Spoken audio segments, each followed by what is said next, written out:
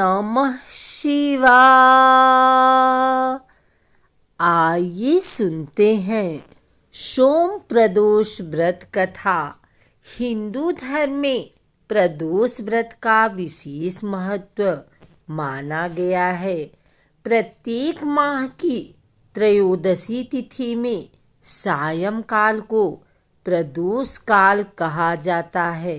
मान्यता है कि प्रदोष के समय महादेव कैलाश पर्वत के रजत भवन में इस समय नृत्य करते हैं और देवता उनके गुणों का स्तवन करते हैं।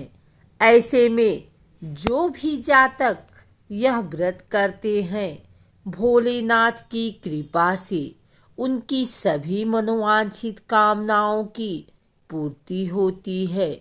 सोमवार के दिन पड़ने वाले प्रदोष व्रत को सोम प्रदोष व्रत कहते हैं। मान्यता है कि इस दिन व्रत और भोलेनाथ की पूजा करने वाले जातकों के सभी पाप नष्ट हो जाते हैं।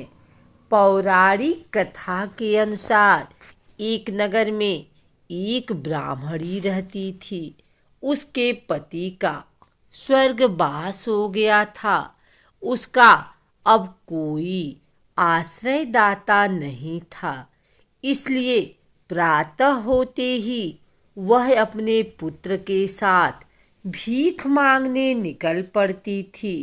भिक्षाटन से ही वह स्वयं व पुत्र का पेट पालती थी। एक दिन ब्राह्मणी घर लौट रही थी तो उसे एक लड़का घायल अवस्था में कराहता हुआ मिला। ब्राह्मणी दयावश उस अपने घर ले आई। वह लड़का विदर्भ का राजकुमार था। शत्रु सैनिकों ने उसके राज्य पर आक्रमण कर उसके पिता को बंदी बना लिया था और राज्य पर नियंत्रण कर लिया था, इसलिए इधर उधर भटक रहा था। राजकुमार ब्राह्मण पुत्र के साथ ब्राह्मणी के घर रहने लगा। तभी एक दिन अंशुमती नामक एक गंधर्व कन्या ने राजकुमार को देखा तो वह उस पर मोहित हो गई। अगले दिन अंशुमती अपने माता पिता को राजकुमार से मिलाने लाई। उन्हें भी राजकुमार भाग गया। कुछ दिनों बाद अंशुमती के माता पिता को शंकर भगवान ने स्वप्न में आदेश दिया कि राजकुमार और अंशुमती का विवाह कर दिया जाए। उन्होंने वैसा किया। ब्राह्मणी प्रदोष व्रत करती थी। उसके व्रत के प्रभाव और गंधर्व राज की सेना की सहायता से राजकुमार ने विदर्भ से शत्रुओं को खदेड़ दिया और पिता के राज्य को पुनः प्राप्त कर आनंद पूर्वक रहने लगा। राजकुमार ने ब्राह्मण पुत्र को अपना प्रधानमंत्री बनाया। ब्राह्मणी ने प्रदोष व्रत के महात्म्य से जैसे राजकुमार और ब्राह्मण पुत्र के दिन फेरे, वैसे ही शंकर भगवान अपने दूसरे भक्तों के दिन भी फेरते हैं। अतः सोमवार प्रदोष का व्रत करने वाले सभी भक्तों को यह कथा अवश्य पढ़नी चाहिए अथवा सुननी चाहिए। सोम प्रदोष के दिन भोलेनाथ के अभिषेक, रुद्राभिषेक और श्रृंगार का विशेष महत्व है। इस दिन सच्चे मन से भोलेनाथ की पूजा करने से मनोवांछित फल की प्राप्ति होती है। लड़का या लड़की की शादी विवाह की अड़चने दूर होती हैं।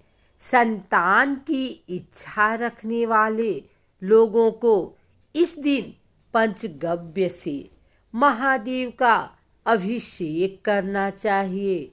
वहीं ऐसी जातक जिन्हें लक्ष्मी प्राप्ति और करियर में सफलता की कामना हो, उन्हें दूध से अभिषेक करने के बाद शिवलिंग पर फूलों की माला अर्पित करनी चाहिए।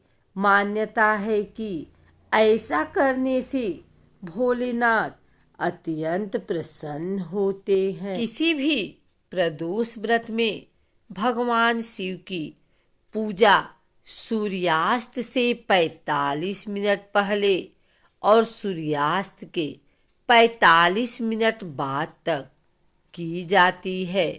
सुबह स्नान कर स्वच्छ वस्त्र धारण करें। हल्के लाल या गुलाबी रंग का वस्त्र धारण करना शुभ रहता है। चांदी या तांबे के लोटे से शुद्ध शहद एक धारा के साथ शिवलिंग पर अर्पण करें। उसके बाद शुद्ध जल की धारा से अभिषेक करें तथा ओम सर्व सिद्धि प्रदाय नमः मंत्र का 108 बार जप करें। आज के दिन महामृत्युंजय मंत्र का जाप जरूर करना चाहिए।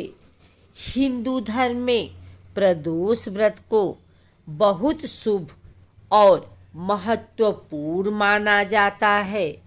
इस दिन पूरी निष्ठा से भगवान शिव की आराधना करने से जातक के सारे कष्ट दूर होते हैं और मृत्यु के बाद उसे मोक्ष की प्राप्ति होती है।